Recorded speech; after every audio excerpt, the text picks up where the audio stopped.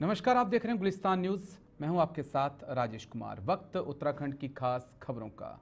Uttarakhand diploma engineers महासंघ के द्विवार्षिक महाअधिवेशन 2025 में आज मुख्यमंत्री पुष्कर सिंह धामी ने मुख्य अतिथि के तौर पर शिरकत की। वे मुख्य सचिव आनंद वर्धन भी इस कार्यक्रम में मौजूद रहे।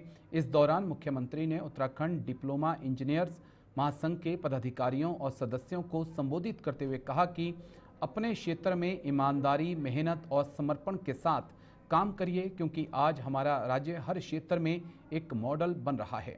भारत के अंदर रहने वाले प्रवासी भी गौरवान्वित हो रहे हैं कि प्रदेश प्रगति पर है, इसलिए हमारी जिम्मेदारी और बढ़ जाती है। सीएम ने कहा कि आज बेरोजगारी दर में कमी आई है, स्वास्थ्य सेवाएं बेहतर हुई हैं, रोपवे पर काम शुरू हो चुका है, ऋषिकेश कर्णप्रयाग रेलवे का काम चल रहा है, पहाड़ों की तरफ रेल ले जाने का सपना साकार हो रहा है, ऑल वेदर रोड बनाई गई है। वहीं हमारे सरकार राज्यों को देश का अग्रणी राज्य बनाने के लिए निरंतर काम कर रही है। वहीं मुख्य सचिव आनंद वर्धन ने भी इस मौके पर सभी को शुभकामनाएं दी हैं। आप सब लोगों से यही कहना चाहता हूं कि आप सब अपने अपने कर्म क्षेत्र में पूरी ईमानदारी के साथ काम करिए, पूरी मेहनत और समर्पण के साथ काम करिए, क्योंकि आज हमारा राज्य पूरे देश में हर क्षेत्र में एक मॉडल बन रहा है। हर क्षेत्र में हमारा उदाहरण पूरे दुनिया भारत के अंदर जा रहा है, और भारत के अंदर ही नहीं, दुनिया के अंदर रहने वाले जो हमारे प्रवासी भाई बहन है, जो जिनका पैतृक मूल स्थान हमारे यहाँ है, उनके पूर्वजों का स्थान है, आज वो भी गौरवान्वित हो रहे हैं कि हमारे पूर्वजों का राज्य, हमारा पैतृक राज्य, जहाँ से हमारी जड़ें जुड़ी हुई हैं, वो तेजी से प्रगति कर रहा है। तो उनको वो भी योगदान दे रहे हैं। संपूर्ण भारत में जो है, कहीं ना कहीं हमारे राज्य का नाम किसी भी क्षेत्र में आप लोग अगर भारत सरकार की बैठकों में प्रतिभाग करते होंगे, तो हर एक मामले में हम जो है, किसी में पहले नंबर पर, किसी में दूसरे पर, तो किसी में तीसरे पर, 1, 2, 3, 4, 5 में से कहीं ना कहीं हमारा स्थान आ रहा है। तो इसलिए अब हमारी जिम्मेदारी और बढ़ जाती है। बेरोजगारी दर भी हमारी 4.5% की इसमें कमी आई है। ऐसे अनेक काम आज हो रहे हैं। देखिए, आज रेल के क्षेत्र में इतने काम हो रहे हैं।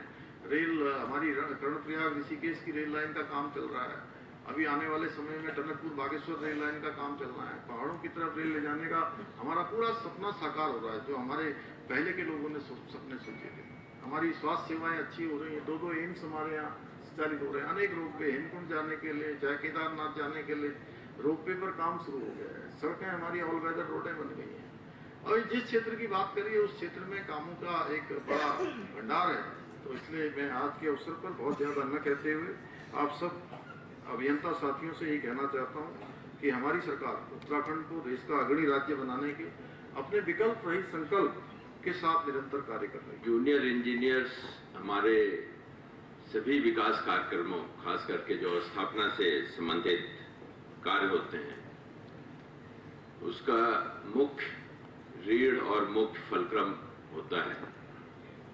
क्योंकि साइट पे जहां भी जो कार्य निष्पादित किए जाते हैं,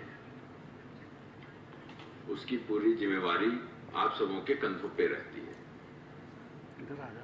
आप सबों के कार्य जिस प्रकार के होंगे, वैसा ही वो परियोजना, वो कार्य अपना अंतिम रूप लेगा। आप सबों से एक छोटा अनुरोध करना चाहूंगा कि अगर हमारा साइट पे इंस्पेक्शन और भ्रमण अच्छे तरीके से होता है, तो वो कार्य की गुणवत्ता और जो उसकी क्वांटिटेटिव रिक्वायरमेंट होती है, उसका इम्प्लीमेंटेशन अच्छे तरीके से होता है। अगर शुरुआत में सृजन के समय कार्य में कोई कमी रह जाती है, तो उसके पश्चात उसमें सुधार करने की संभावना कम रहती है।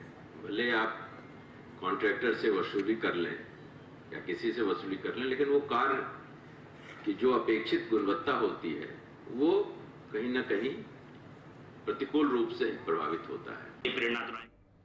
वहीं हल्द्वानी में पूर्व कैबिनेट मंत्री स्वर्गीय डॉक्टर इंदिरा हृदय के चौथी पुण्यतिथि पर श्रद्धांजलि कार्यक्रम आयोजित किया गया, जिसमें कांग्रेस के शीर्ष लीडरशिप सहित बीजेपी और अन्य राजनीतिक और सामाजिक संगठनों के प्रतिनिधियों ने भाग लिया। वक्ताओं ने डॉक्टर हृदय के राज्य और हल्द्वानी के विकास में योगदान को याद करते हुए कहा कि वह दलगत राजनीति से ऊपर उठकर समन्वय के साथ कार्य करती थीं। सभी नेताओं ने उनके साथ बिताए समय को साझा किया और एक समर्पित, दूरदर्शी और सर्वमान्य नेता के रूप में श्रद्धांजलि अर्पित की।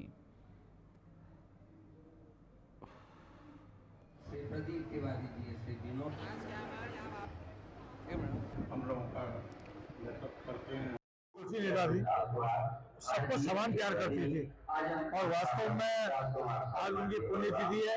उनका जाना उत्तराखंड के लिए निश्चय दुर्भाग्यपूर्ण था, लेकिन किसी न किसी सबको जाना पड़ता है। आज हम अपनी श्रद्धांजलि देते हुए आए चाहे हल्द्वानी हो या उत्तराखंड के अंदर, उनका एक हमेशा यादगार रहेगी। उन सबको साथ लेकर चले, सबके साथ दिया। बहुत ऐसे कम नेता मिलेंगे उस टाइप के जिनका दिल बड़ा होता हो, तो उनकी एक यादगार हमेशा रहेगी। अपनी इस पूरे क्षेत्र में और इस प्रदेश में जो उन्होंने विकास कार्य करे और दलगत राजनीति से ऊपर उठकर जो उन्होंने साथ सहयोग लोगों का करा है, वो पूछने का विषय नहीं है, वो समझने का विषय है। तो इसलिए वो जो एक संस्था थी और जिस प्रकार से उन्होंने इस प्रदेश के हित के लिए और उत्तर प्रदेश के जमाने से भी जो क्षेत्र के हित के लिए कार्य करे, वो किसी से नहीं छूटे। और जो श्रद्धांजलि सभा है उसमें जितने लोग आए उनको धन्यवाद। मजबूत व्यक्तित्व था उनका और कांग्रेस की स्तंभ थी। उनका जाना बहुत खरा और आज उनकी बहुत याद आती है। ऐसे समय में जब हमको हौसला देने वाले लोग चाहिए, तो इंदिरा जी का अभाव बहुत खटकता है।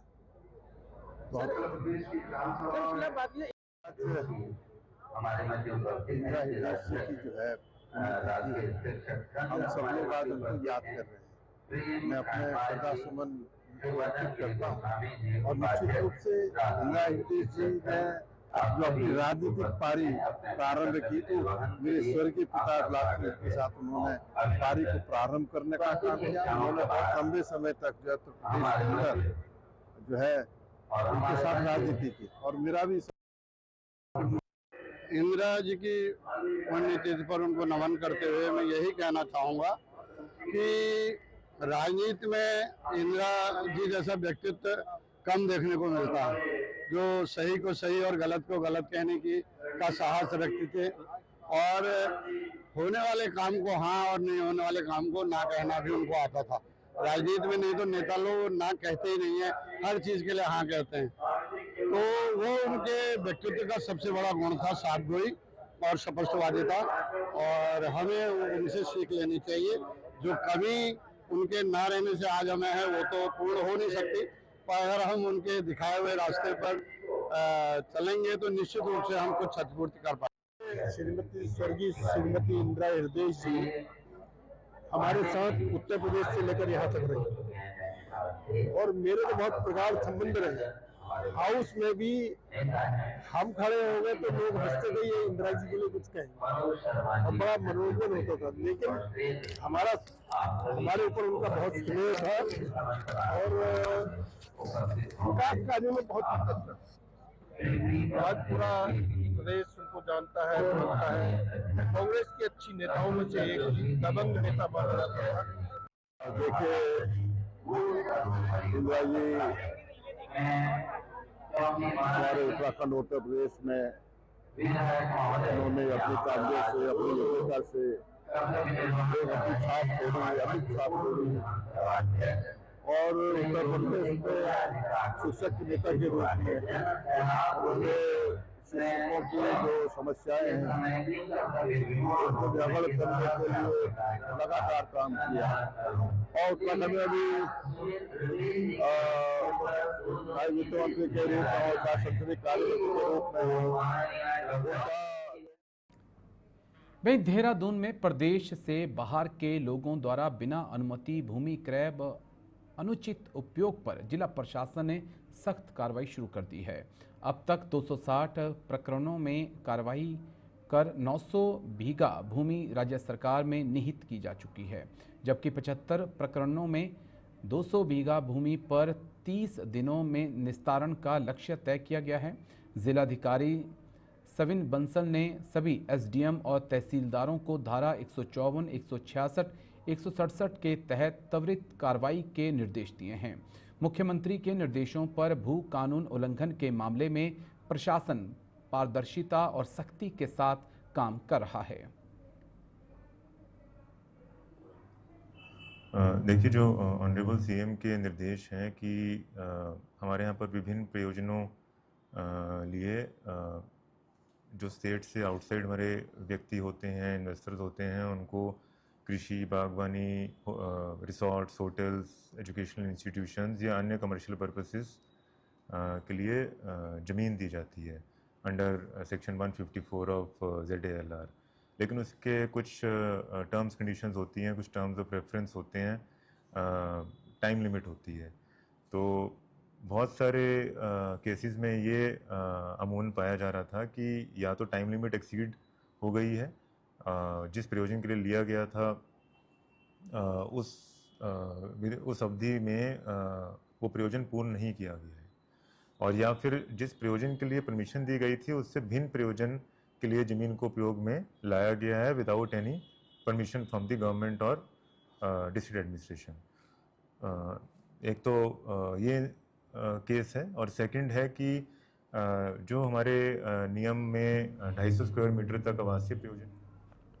चार धाम यात्रा के दौरान राज्य सरकार और जिला प्रशासन द्वारा यात्रियों के स्वास्थ्य की देखरेख के लिए विशेष व्यवस्थाएं की गई हैं। गंगोत्री मार्ग के हीना में नवनिर्मित पार्किंग स्थल पर हेल्थ स्क्रीनिंग सेंटर, पंजीकरण सत्यापन केंद्र और पुलिस सहायता केंद्र की स्थापना की गई है। वहीं यमुनोत्री मार्ग पर चढ़ाई के कारण यात्रियों की विशेष निगरानी की जा रही है। अपर जिलाधिकारी PL शाह के निर्देशन में संबंधित विभागों को सतर्कता के साथ काम करने के निर्देश दिए गए हैं, जिससे यात्रियों को आवश्यक स्वास्थ्य और अन्य सुविधाएं मुहैया कराई जा रही हैं।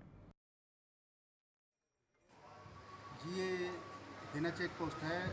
यहाँ पर चिकित्सा स्वास्थ्य परिवार कल्याण विभाग के द्वारा यात्रियों का जो है स्क्रीनिंग की जा रही है। हम लोगों का मुख्य फोकस जो है वाइटल टेस्ट किए जा रहे हैं। 50 वर्ष से ऊपर के जितने भी यात्रीगण हैं उनका जो है BP, sugar, pulse rate, SpO2 आदि की जांच की जा रही है।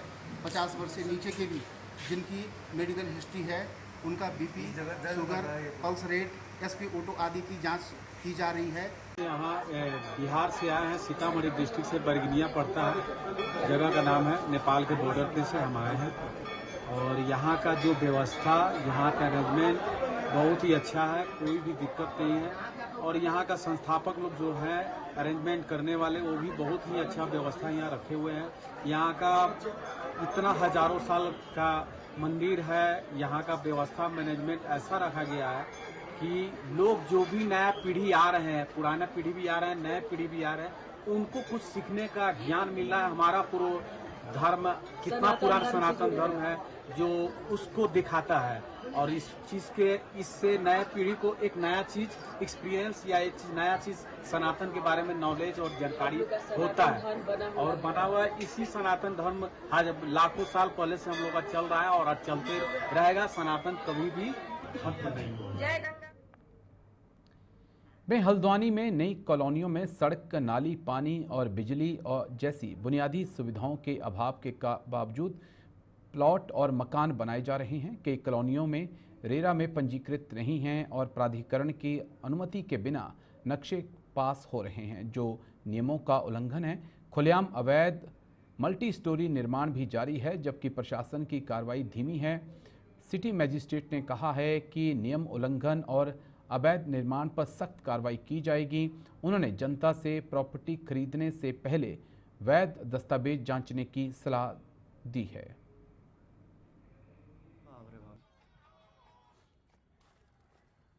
देखिए, जो भी प्रकरण हमारे संज्ञान में आ रहे हैं उनमें विधिवत कार्रवाई की जा रही है, और जितने भी हमारे अवर अभियंता हैं, AEs हैं, इन सभी को निर्देश दिए गए कि वो लगातार क्षेत्र में मॉनिटरिंग करें और प्रवर्तन की कार्रवाई करें। कहीं पर भी अगर कोई अवैधानिक तरीके से बिना अनुमति के निर्माण होता है या सब डिवीज़न होता है तो उसके विरुद्ध कार्रवाई की जा रही है। और जो प्रकरण आपके द्वारा संज्ञान में लाए गए हैं उन पे भी हम लोग जांच कराएंगे। अगर कहीं पर कुछ नियम विरुद्ध मिलता है तो उस पर कार्रवाई की जाएगी।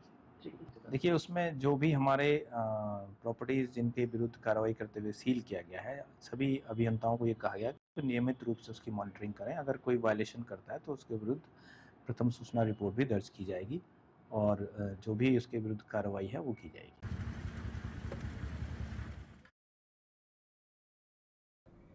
तो दूसरी तरफ हल्द्वानी में विधायक सुमित हरदेश की माता और उत्तराखंड की पूर्व कैबिनेट मंत्री स्वर्गीय डॉक्टर इंदिरा हरदेश की चौथी पुण्यतिथि पर विशाल श्रद्धांजलि कार्यक्रम आयोजित किया गया, जिसमें कांग्रेस की शीर्ष लीडरशिप के अलावा भारतीय जनता पार्टी सहित विभिन्न राजनीतिक संगठनों और सामाजिक संगठनों के लोगों ने पहुंचकर स्वर्गीय डॉक्टर इंदिरा हरदेश को श्रद्धांजलि दी। इस दौरान डॉक्टर इंदिरा हरदेश द्वारा हल्द्वानी शहर और राज्य के विकास में किए गए कार्यों को याद करते हुए श्रद्धांजलि सभा में आए लोगों ने बताया कि किस तरह इंदिरा हरदेश दलगत राजनीति से ऊपर उठकर राज्य और क्षेत्र के विकास के लिए दिन रात मेहनत करती थीं। इसके अलावा सभी राजनीतिक दलों के नेताओं के साथ उनका हमेशा समन्वय बना रहता था। सभी नेताओं ने अपनी स्मृतियों में बिताए हुए पल साझा भी किए।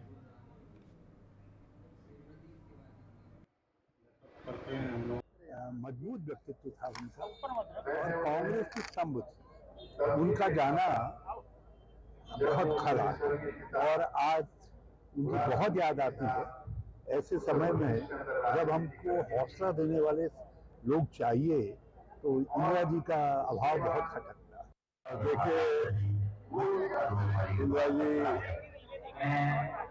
हमारे उत्तराखंड उत्तर प्रदेश में उन्होंने अपनी काबिलियत से, अपनी योग्यता से अपनी छाप छोड़ी, अपनी छाप छोड़ी और उत्तर प्रदेश में शिक्षक के नेता के रूप में उन्होंने शिक्षकों की जो समस्याएं हैं उसको व्यावहार करने के लिए लगातार काम किया और उत्तराखंड में भी वित्त मंत्री के रूप में और संसदीय कार्यमंत्री के रूप में उनका योगदान उल्लेखनीय है। संसदीय परंपराओं की जानकार रहे और विकास के मामले में उनका दृष्टिकोण बिल्कुल साफ था कि दिखाया है। दूसरे का उनका व्यवहार था, दूसरे की उनकी प्रवृत्ति थी, दूसरे की विचार थे, निश्चित रूप से हमें आज भी वो प्रेरित करते हैं। निश्चित रूप से इंदिरा हरदेश जी ने जो अपनी राजनीतिक पारी प्रारंभ की तो मेरे स्वर्गीय पिता लाल के साथ उन्होंने पारी को प्रारंभ करने का काम किया। उन्होंने बहुत लंबे समय तक जो है उनके साथ राजनीति की और उनकी इंदिरा हरदेश जी हमारे साथ उत्तर प्रदेश से लेकर यहाँ तक रही और मेरे तो बहुत प्रगाढ़ संबंध रहे। हाउस में भी हम विकसित कृषि संकल्प अभियान के तहत भाकर अनूप विवेकानंद पर्वतीय कृषि अनुसंधान संस्थान अल्मोड़ा के वैज्ञानिकों की 60 टीमों ने विभिन्न गांवों का दौरा किया और वह प्रशिक्षण कार्यक्रम आयोजित कर किसानों को जागरूक किया। विवेकानंद पर्वतीय अनुसंधान संस्थान अल्मोड़ा के निदेशक डॉक्टर लक्ष्मीकांत ने बताया कि इन टीमों ने अल्मोड़ा के 424 गांव का दौरा किया और इस दौरान उन्होंने 6,845 किसानों से मुलाकात की। डॉक्टर लक्ष्मीकांत ने बताया कि विकसित कृषि संकल्प अभियान का उद्देश्य बेहतर खेती के तरीकों को बढ़ावा देना और स्थानीय कृषि चुनौतियों का समाधान करना था। 60 टीमें हमारी गई हैं और जो 424 विलेज कवर हुए हैं और जो किसान कवर हुए हैं वो 6,845 और टोटल 111 विजिट हुई हैं। इसके अलावा इसमें जो मेन चीज़ें थी, जो इसका मुख्य उद्देश्य था अभियान का, वो ये था कि किसानों को नई तकनीकी को पहुंचाना, किसानों से फीडबैक लेना, चाहे वो तकनीकी के बारे में हो, चाहे आपके जो सरकार की, चाहे वो केंद्र सरकार है या राज्य सरकार की योजनाएं हैं उनके बारे में हो, और अगर किसानों ने कोई नवाचार किया है तो उसके बारे में बात करना, उनके खासकर अगर मैं इसको तालाबों और उपराओं के हिसाब से बांटूं तो तालाबों क्षेत्रों में जो सिंचाई जल की समस्या है वो नंबर 1 पे। वहीं देहरादून जिले में डेंगू और कोरोना के नए मामले सामने आए हैं। डेंगू के 5 नए मरीज मिले हैं, जिससे कुल मरीजों की संख्या 99 हो चुकी है, जबकि जिले के 56 घरों में डेंगू लार्वा पाया गया है। कोरोना के भी 3 नए मामले जिले में आए हैं, जिससे राज्य में कुल संक्रमितों की संख्या 44 हो चुकी है। इनमें से 36 मामले देहरादून, 1 हरिद्वार और 7 राज्य के बाहर से हैं। वर्तमान में 5 एक्टिव केस हैं, जिनमें 2 मरीज सुभारती हॉस्पिटल में भर्ती हैं और 3 होम आइसोलेशन में हैं। अब तक 420 लोगों की जांच की जा चुकी है।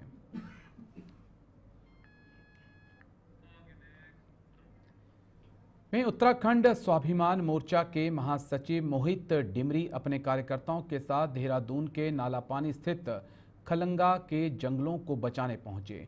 उन्होंने आरोप लगाया कि भूमाफिया ने संरक्षित वन क्षेत्र की करीब 40 बीघा भूमि पर अवैध कब्जा कर रखा है।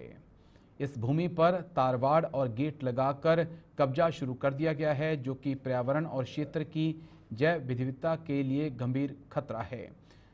मोर्चा ने प्रशासन से तत्काल कार्रवाई करने की मांग की और स्थानीय लोगों से भी जंगलों को बचाने के लिए आगे आने का आह्वान किया है। क्या साथियों, मैं मोहित डिमरी। साथियों, अभी मैं देहरादून के खलंगा में मौजूद हूं और आपने देखा होगा इस क्षेत्र में ये पूरा वन आरक्षित क्षेत्र है, रिजर्व फॉरेस्ट है और यहाँ पर 40 बीघा जमीन पर एक रिजॉर्ट बनाने की तैयारी चल रही है और आप देख सकते हैं यहाँ पर एक गेट भी इसके लिए बनाया गया है और इसके आप देख सकते हैं कि जंगल के बीचों बीच यहाँ पर फेंसिंग भी की जा रही है और देख सकते हैं आप पेड़ों के किनारे किनारे यहाँ फेंसिंग चल रही है और यहाँ पे जो ये गेट लगाया गया था इसको अब यहाँ से स्थानीय लोगों ने हटा दिया है। अभी मैं यहाँ पर पहुंचा हूँ और हम जब बात करते हैं कि उत्तराखंड में एक सशक्त भू कानून होना चाहिए और लंबे समय से उत्तराखंड की जनता सड़कों पर इसके लिए संघर्ष भी कर रही है और धामी सरकार दावा करती है कि हम ऐसा मजबूत भू कानून ले आए हैं जिससे हम अपनी जमीनों को सुरक्षित कर सकते हैं, लेकिन आप देखिए देहरादून के आसपास के खेत खलियान तो पहले बिक ही चुके हैं और अब हमारे जंगलों पर भी माफिया की नजर है और एक खलंगा जो क्षेत्र है एक तरह से देहरादून का हृदय है और यहाँ पर जो ये घना जंगल है इसके बीचों बीच जिस तरह से यहाँ पर माफिया की गिद्ध दृष्टि लगी हुई है और पूरा जंगल को एक तरह से यहाँ पर रिजॉर्ट बनाने की तैयारी चल रही है, उससे कहीं ना कहीं जल जंगल जमीन को बचाने का सवाल एक बार फिर से खड़ा हो गया है। में हल्द्वानी में मानसून के दौरान तबाही मचाने वाले देवखड़ी और रक्सिया नालों पर अतिक्रमण के मामलों में प्रशासन ने सख्त कार्रवाई शुरू की है। प्रशासन ने देवखड़ी नाले में 206 और रक्सिया नाले में 386 अतिक्रमणकारियों की पहचान कर नोटिस जारी कर दिया है। सभी को 15 दिन के भीतर अतिक्रमण हटाने के निर्देश दिए गए हैं। उप जिला अधिकारी राहुल शाह ने बताया कि जिलाधिकारी के निर्देश पर सभी विभागों की संयुक्त टीमों द्वारा सर्वे किया गया, जिसमें से ये अतिक्रमण सामने आए। निर्धारित समय में अतिक्रमण न हटाने पर आगे की कानूनी कार्रवाई की जाएगी। देवखड़ी नाले में और कलसिया नाले में और एवं रक्सिया नाले में जिलाधिकारी महोदय द्वारा जांच समिति गठित किया गई थी, जिसके माध्यम से नालों पे जो अतिक्रमण को चिन्हित किया जाना था। उस समिति में आपके जीआईएस एक्सपर्ट भी थे, आपके जियोलॉजिस्ट भी थे, सिंचाई विभाग के अधिकारी थे, वन विभाग के अधिकारी थे, नगर निगम के अधिकारी थे और राजस्व विभाग के अधिकारी थे। सभी के द्वारा संयुक्त रूप से निरीक्षण किया गया। निरीक्षण में देवखड़ी नाले में 206 अतिक्रमण अभी तक चिन्हित कर दिए गए हैं, उन सभी को नोटिस दिया जा रहा है। इसके अलावा रक्सिया नाले में 386 अतिक्रमण चिन्हित किए गए हैं, उन सभी को नोटिस दिया जा रहा है। जो भी अतिक्रमण उनको अतिक्रमण करता है। वहीं नगर आयुक्त नमामि बंसल ने शहर के शहीद भगत सिंह कॉलोनी, चंदरनगर रायपुर, राजपुर, रेसकोर्स समेत कई क्षेत्रों का निरीक्षण किया। निरीक्षण में सड़कों के किनारे मलबा और नालियों से निकाले गए कूड़े के ढेर पाए गए हैं। सफाई निरीक्षकों को कूड़ा समय पर उठाने और नाले की सफाई के बाद सिल्ट न छोड़ने के निर्देश दिए गए हैं। लापरवाही पर 3 मुख्य सफाई निरीक्षकों को चेतावनी और 1 का वेतन रोका गया है। नगर आयुक्त ने भविष्य में सख्त कार्रवाई की चेतावनी दी है और सफाई नायकों को क्षेत्रवार सघन पर्यवेक्षण का आदेश भी दिया है। मुख्य नगर स्वास्थ्य अधिकारी डॉक्टर अविनाश खन्ना भी वहां पर मौजूद थे।